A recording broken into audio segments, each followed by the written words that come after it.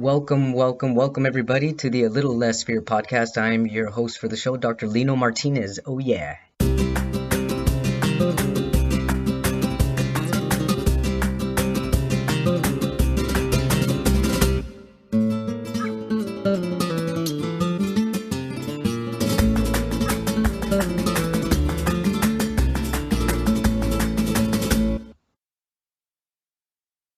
Welcome back, everybody, to A Little Less Fear podcast. Today, I would like to introduce Judy Kane. Judy Kane, founder of Aligned Consciousness, helps people identify and transform the subconscious beliefs that keep them repeating ineffective, stressful patterns. Her clients experience changes that allow them to achieve their goals with ease and comfort.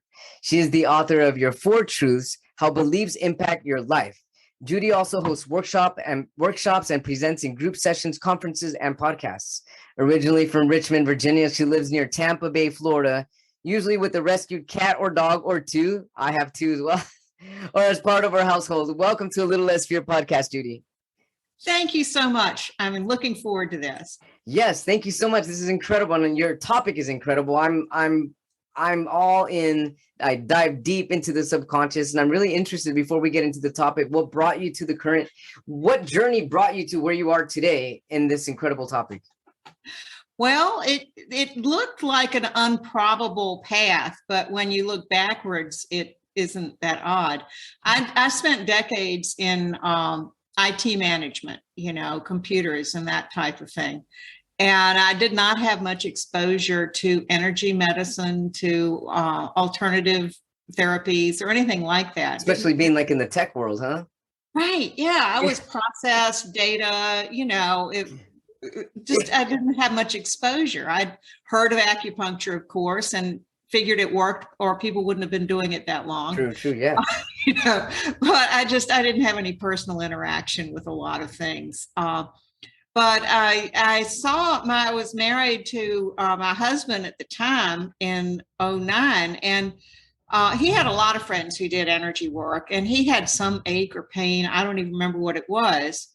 And I had seen them do things before that looked very mystical. But this time a friend said, "Can I help you with this?" And he said, "Sure." And I was watching, and it wasn't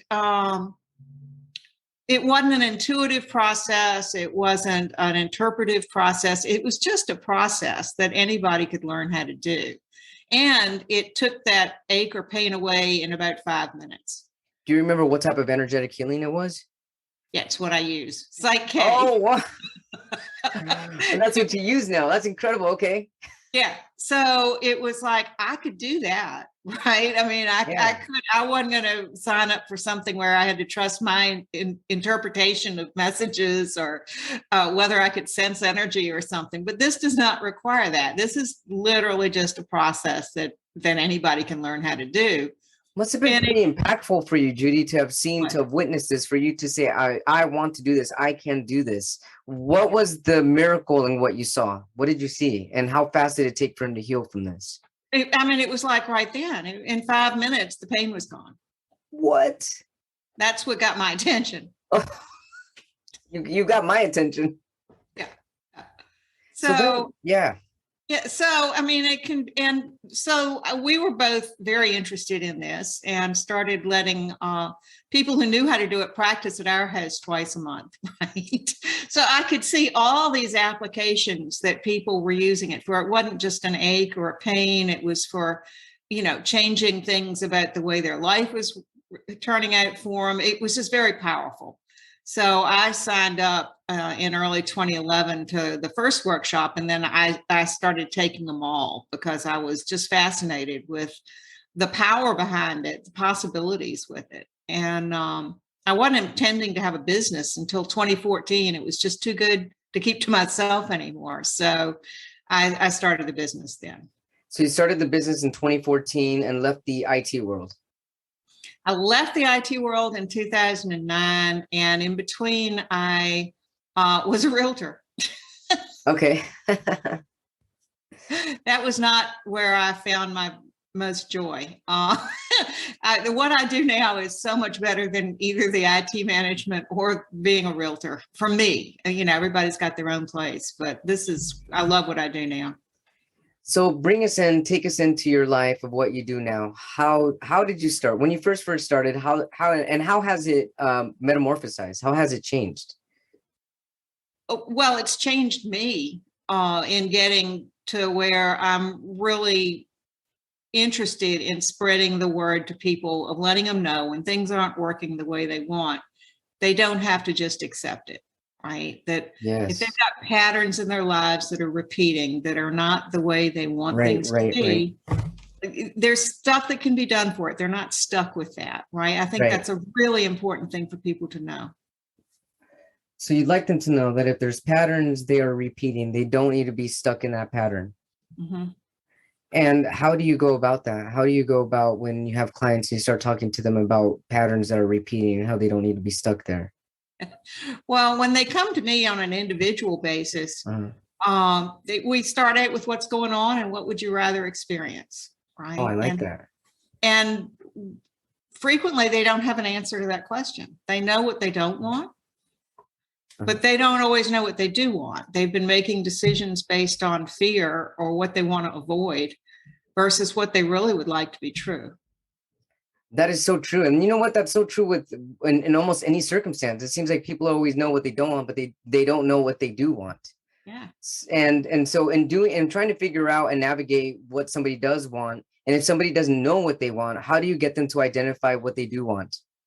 Well, I mean, it's up to them, but because of my background in IT, I'm used to asking people, well, what's your system doing now? And what do you want your system to do? Yeah, Right? you compare it to like it being their computer system, which in a way is. It It's is got their own absolutely. program software that has a digital loop type thing. Yep. So that's how, we start. And it's like, well, do you have emotions around this situation? Or, let's get some specific beliefs you want to be true about this situation. And so we just take it a little bit at a time. But it's a fast change process. You can usually change any one belief in less than 5 minutes. So it's just, we just go through beliefs until we seem to have cleared up whatever the situation is. And how would you clear a belief? Let's hypothetically say that I came to you and I'm like, and I say, hey, Judy, I'm this little dude. I've had disabilities in my life and I really want to get big and buff. And I just don't see that ever happening for me. It's never going to happen. I'm going to be tiny forever. And how would you work through something like that? Well, so we would ask, what is it that, what do you want? What's a reality that you want to do? What are you going to feel like? What is this thing that you want to be? And we get it to the point where you've got an affirmation style belief statement that you want to be true. Like, I am strong and healthy, or my body is able to respond to exercise. You start breaking it into really specific statements. And we use muscle testing to communicate with the subconscious. Could you explain muscle testing? I will. So it's what some chiropractors use to figure out how to manipulate the body. It's what some nutritionists use to figure out what nutrients and supplements the body might use. In Psych K, we use it to figure out what the beliefs are in the subconscious. And if you were in the room with me, and if I asked you to hold your arm out to the side, your brain would send a signal to your arm, and your arm would go out, right? Right. And then if I asked you to think of something you believed, if something, you liked, and if I press lightly on your wrist, your arm would still stay up. It's because you've still got that signal going on. True. But if I asked you to think of something you disliked and press lightly on your arm, there's a blip in the signal. Oh, wow. So there's strength in what you like and what brings you inner joy versus what you don't like, and that makes you weaker. Yeah. So there's a blip, right? And it'll be a blip if it's something that stresses your subconscious out, or if it's something your subconscious does not believe. So if you said, a lot of people do not believe it's okay to have more money than they need in their subconscious, right? So if somebody says that, almost always there's a weaker response to it. It's okay to have more money than I need. No, subconscious doesn't believe that one. So it's a little bit weaker. or if it's a no to a yes, no question. So being able to either find out through emotions or statements or yes, no statements, you can kind of zero in on what the subconscious does believe. And then, it's really almost like installing code. It's, the Psych-K process is just, it's rewriting that belief to the statement that you chose. I think I saw something like this on YouTube not so long ago, but they were doing it with a finger. You can do it the same way, right? Like testing the strength of your finger or something like that. Yeah. And there are a lot of ways. Some people use right. pendulums. You can stand up and lean, and you can, like, your body might lean forward if it's a right. if it's a yes, and back if it's a no. And then there are lots of finger ways of doing it. But and you can use the arm. So yeah, but there are a lot of ways of asking that question and getting an answer. Sure. From your subconscious. But that's how we do it. If it doesn't believe something you want to be true, then that means we can do that with Psych-K and put that new belief in there. I love that. Yeah. Judy, how would you explain what the subconscious is to somebody that has absolutely no idea what they're getting themselves into? And what is this word subconscious? I mean, how would you explain that to them in simple terms? It's your default operating system, basically. I love that. I love how your connection with the IT world in this. Yes, it is. Yeah. So until you're 7 years old, you really are just accumulating beliefs, right? You come in with a few that you've gotten either in utero or generationally or other ways. But for the most part, you're kind of like a blank slate, a little sponge.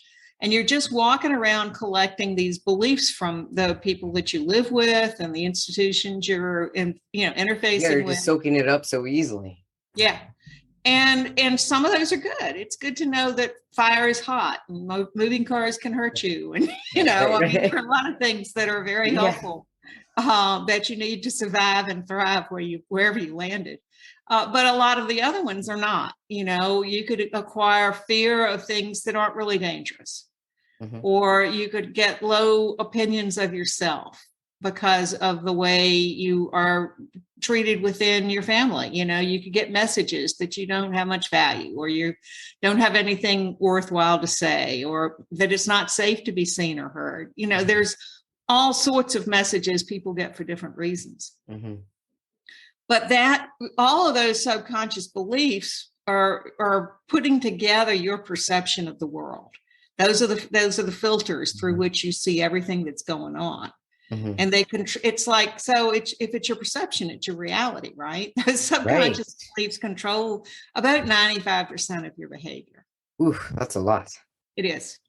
And they're mostly there by the time you're 7. You can get other things, added in over time, but the majority of it's there by the time you're 7.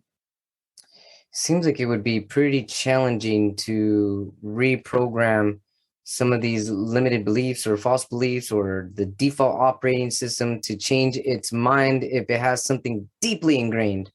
I feel like it would take a lot of refocusing and a lot of attention to that area, would it not?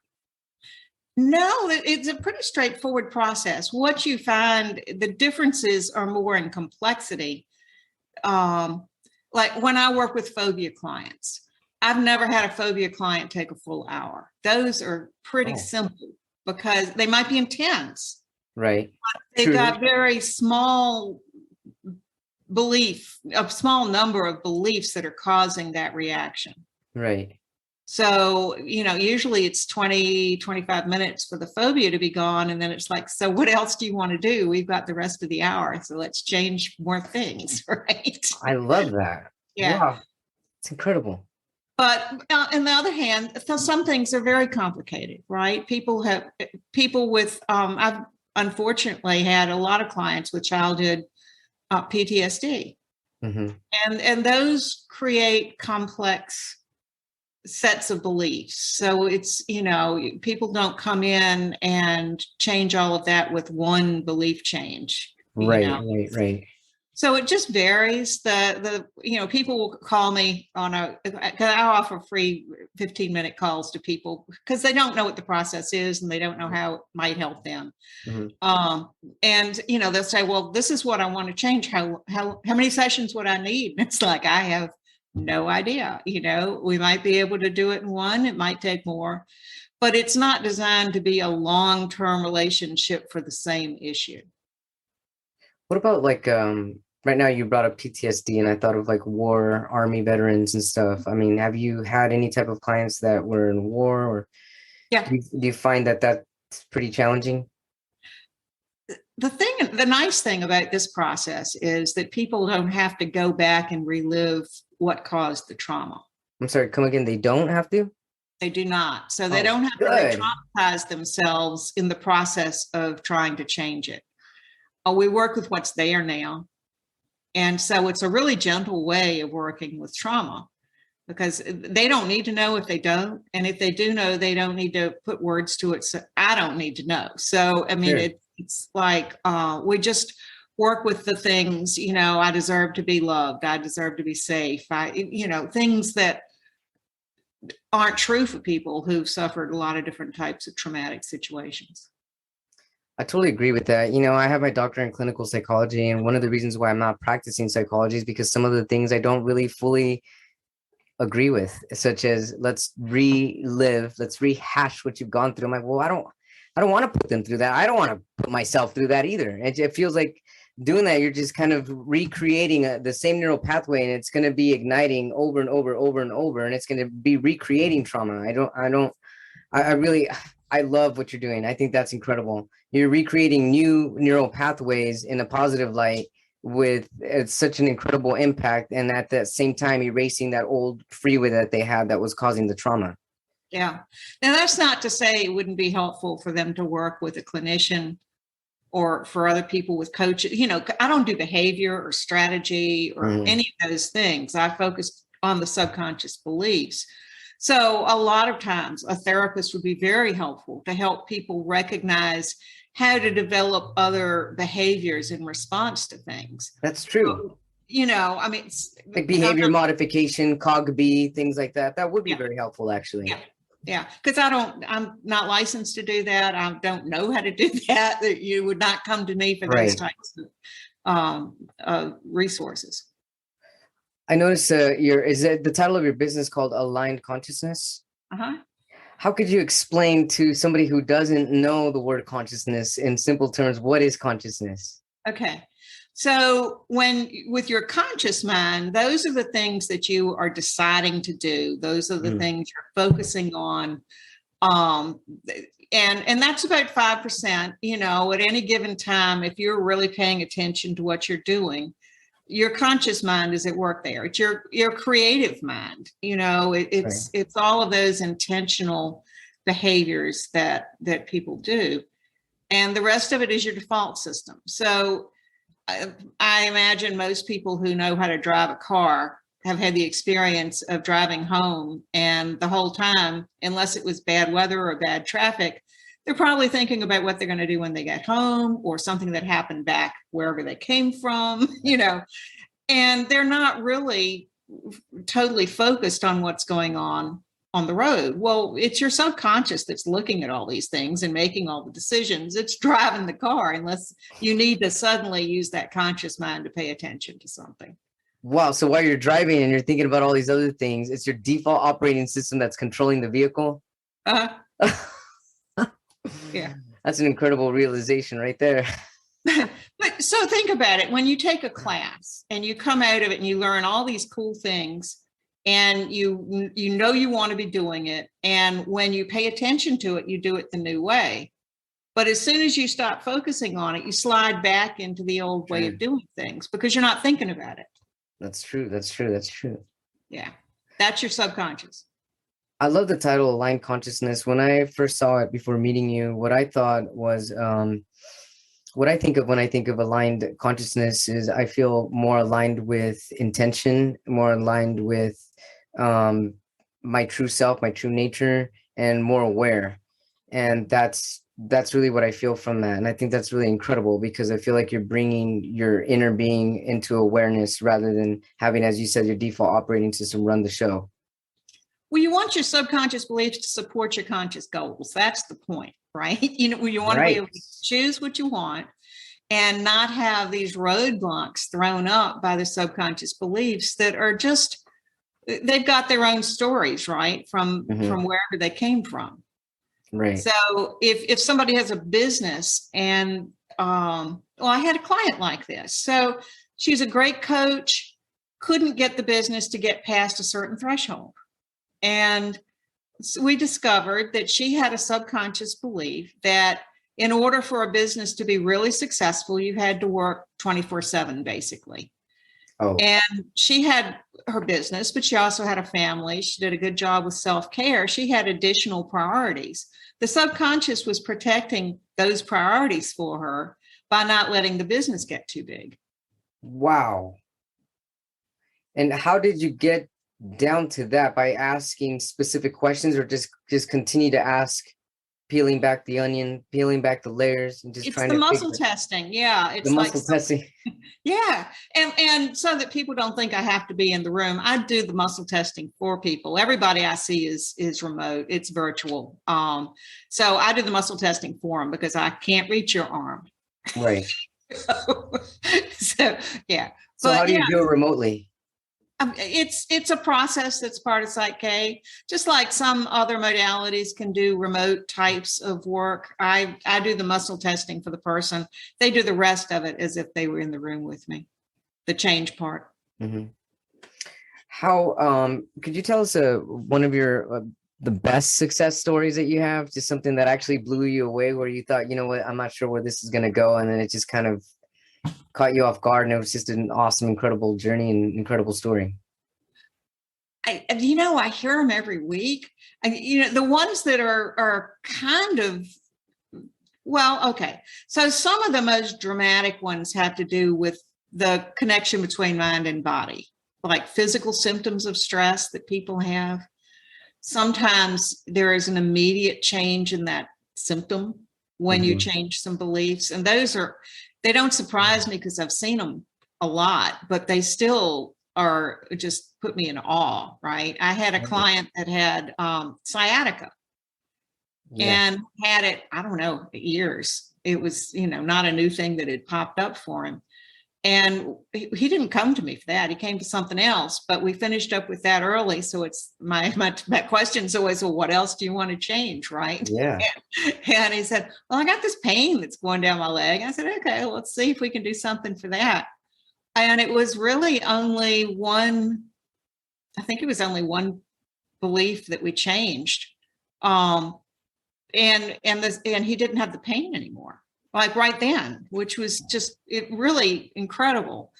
And he came back, he was in a package. So he came back the next time and I said, so, what happened? How's the leg? And he said, everybody's asking me why I'm not limping anymore. And he says, I'm embarrassed to tell them because none of my friends are going to believe what you do. That's incredible. What? I know. And it's like, well, that's okay. I'm glad it worked, right? I mean, so that, or, there are always like these, it's amazing how fast when you change beliefs, things can change for you because it's just, people think it's just an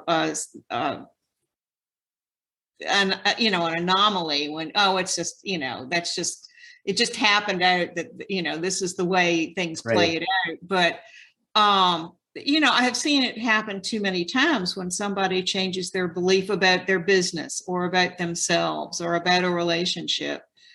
And sometimes within a week, they see a complete turnaround in the thing that they were trying to change. That's incredible, Judy. And that must feel incredible for you too, to be a part of that. I love it. Yeah, it's great. Man, I see you light up even telling me about it. Yeah. So what about give us a situation that was super challenging? All right, I'll do one of my own. Okay. Because that's easier. So I was not comfortable being watched by audiences ever. When I was, growing up, I played the piano. I could be an accompanist off to the side, but if I had to do a recital, my leg would shake visibly. I would be like a wreck, right? It just did not want people watching just me doing something. When I started this business, I knew I had to get out there and do networking. And so I got out there and started doing my 30-second introduction to myself. And I got so I was pretty comfortable with that. And there was this woman who has a web TV show. And she said she was really interested in what I did and would I be willing to get on camera with her for her show. And of course, my brain knew I had to say yes, because that was the whole point of having a business, right? Of getting your message out. And the rest of my body was going, no. So I went home and I worked on all the things I could with this anxiety. And when I was driving over there, I could tell there was some little piece of it that was still hanging on that, so before I went in, I worked with that one. And I was really glad I did, because when I went in there were 5 or 6 cameras focused on these 2 chairs. It was an hour-long show. I would have been a wreck. I would have been miserable. The host would have been miserable. The audience, if they decided to air it, I think some of it was live. I mean, everybody would have been like just really uncomfortable watching this play out, right? It would have been the disaster. But it was fine. I enjoyed it. It was a comfortable experience. And when I went back and watched it, it really was okay. It was like, wow, that was really cool. If I hadn't been able to do that, it would have just been a totally different experience. But what changed exactly? What did you tell yourself, or how did you? Well, I'm sure there were this was a long time ago.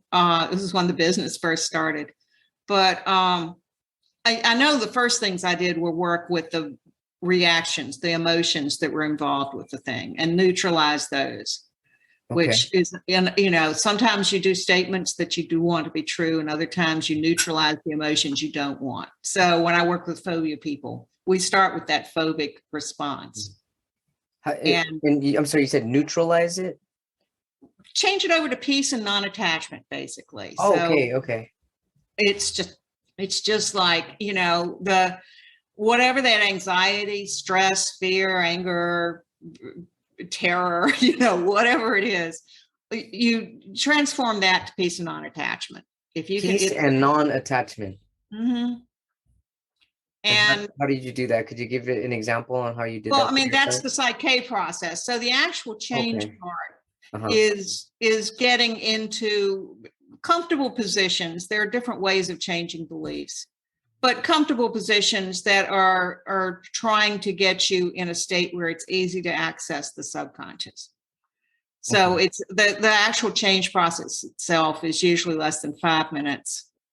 It's pretty straightforward. The art of it is finding the root cause beliefs to change. Right. The change part is really pretty simple. That would be challenging to really dig deep in there, especially if someone really has no awareness of where it's coming from in the first place. Mm-hmm. So they've got symptoms. And so you back into what are probable root causes of the symptoms. So, not root causes like behaviors or events, but root cause beliefs of those symptoms. And so tell us about your book. You have a book called Your 4 Truths, How Beliefs Impact Your Life. Yeah. How did this book come about? And do you talk about exactly what we're talking about right now on the show? I do. Yeah.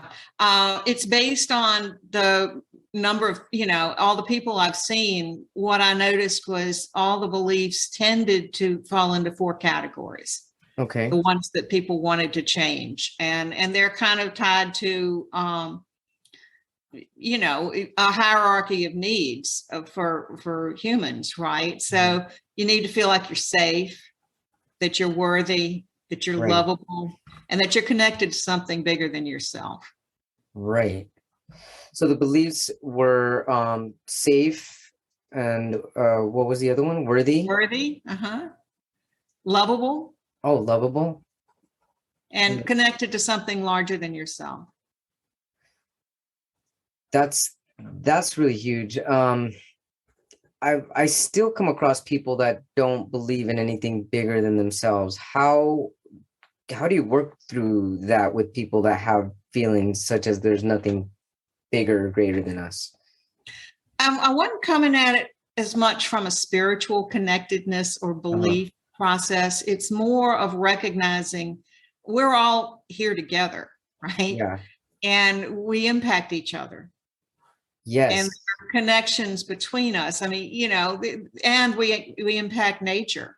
And so, I mean, looking at it from that perspective more than any spiritual belief perspective. I love I, that.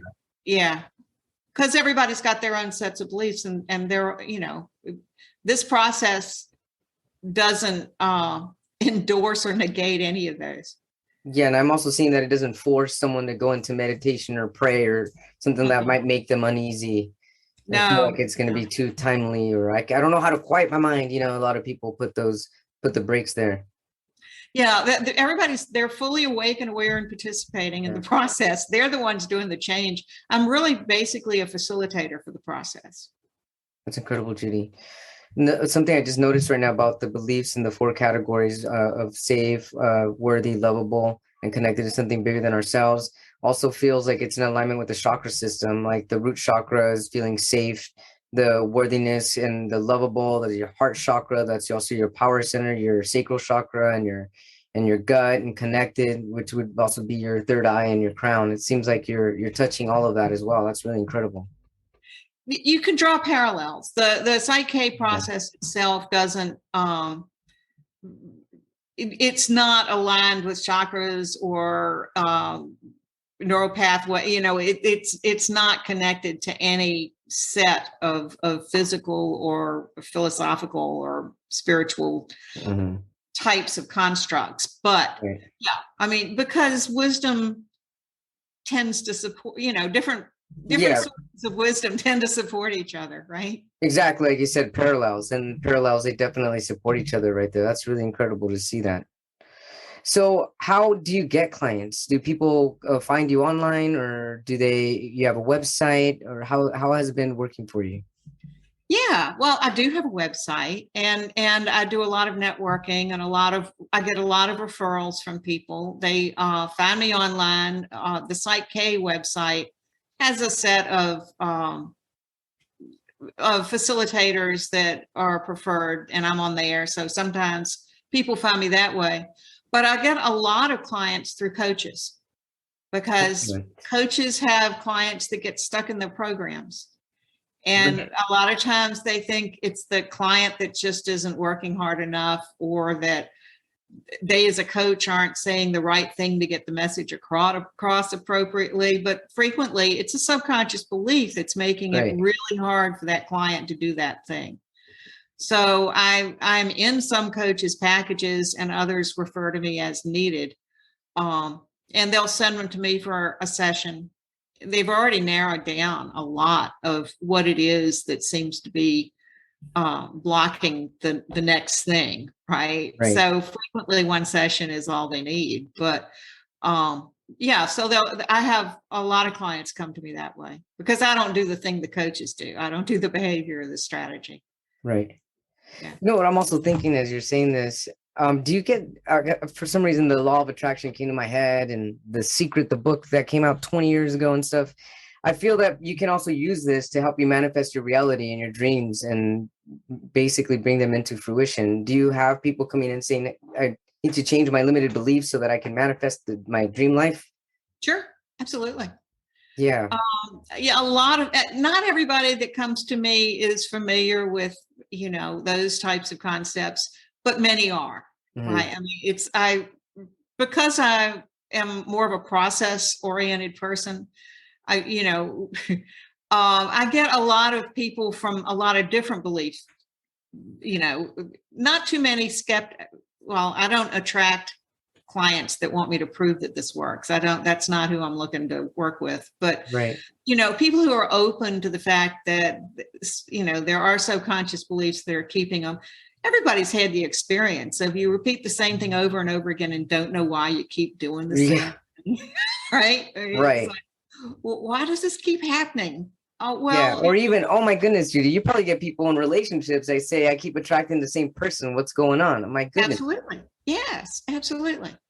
And, with them, the first thing I usually suggest is that we start taking a look at their relationship with themselves. Yes, absolutely. Because, if you can't have your boundaries, and if you don't respect your own priorities, and if you can't say what your strengths are and feel good about the way you do things, that's going to make a big difference in the relationship you've got with somebody else. Definitely. Because you'll be attracting that type of what you're putting out there, basically. Yeah. Yeah. So you also do a lot of inner work and people strengthening their inner being. I mean, that's what all this is, really, strengthening your inner self. That's really incredible. Self-love is what this is, reprogramming these negative loops. Yep. Absolutely. Yep. Knowing that you're safe, knowing that you are absolutely worthy in and of yourself, not for anything that you do, lovable just because you're you, right? It's like people learn conditional love when they're little of, well, I got to be these things or I won't be loved, or Right. I've got to do this perfectly or people won't be happy with me, or, they learn these messages sometimes with one instance of but a lot of times it's a repeated environment that this is where they grew up, and it's just, that's what they believe because that's what they were taught, basically. And they become repetitive thoughts, and your thoughts create your beliefs, and your beliefs create your perspectives and your realities. Absolutely. That's incredible. So what advice can you give people that are listening to this podcast and saying like, well, I'm in all kinds of negative loops. So what's one thing someone can tell themselves on their own when they're alone to help themselves from out of a negative loop? So, yeah, people always ask, well, what can I do? Because the process I use is not something you can, find online and mimic, do for yourself. You need to go to somebody who either need to go to a workshop and learn it yourself, or go to somebody who has gone to a workshop and learned it themselves.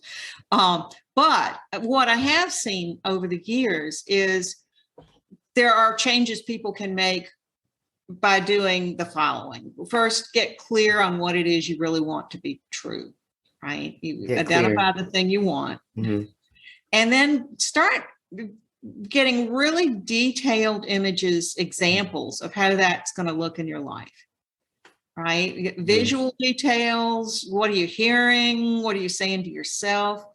And most importantly, what's the emotion that you're feeling once this is true? And if you can get really good details and really clear on these things, I have seen people change those subconscious beliefs that way. So what would they do once they identify the emotion? Well, I mean, it's just a matter of feeling it, right? So it's a matter of even just recognizing it and bring it into your consciousness. Bring it into your consciousness. If it's like, oh, I don't know, say that what's a good example?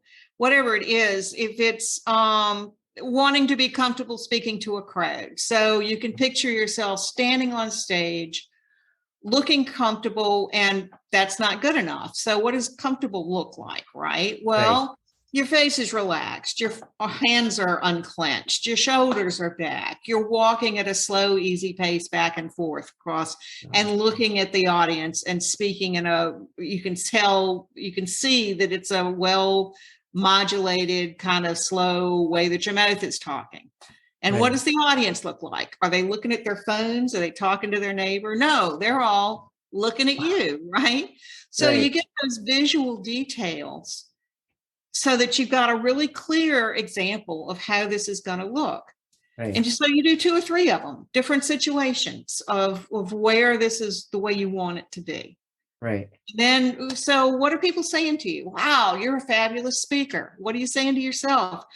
I love doing this. Okay. So whatever it is that you want to be true, it's your stuff, right? You get make your dream and your vision as clear using your 5 senses, and then your subconscious will start to believe it. And then therefore it becomes your reality.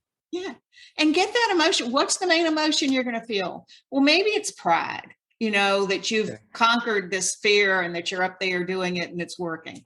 Well, so where do you feel pride in your body? What does it feel like? So really dig into what that whole experience is providing. And be curious. I'm seeing you ask yourself a lot of questions. Be curious. Like, what does that feel like? What is this like? Where do you experience? Like, ask all the questions. Yeah. And sometimes I've seen that work. That's incredible. I love this. If nothing else, it gives you more clarity on what you want, right? Right. And no one else is real, unless they go see you, no one else is really going to be asking these questions for them or to them. They have to ask this for themselves, really. Yeah, absolutely. And they're the only ones that have the answer. Exactly. That's really important. Nobody else has the answer for what you want. Because their experience is unique to them. Right. I can imagine that your clients, what they learned in aligned consciousness, they can take those tools home with them and start healing themselves and all their other loops and subconscious false beliefs on their own once they actually have some connection with you.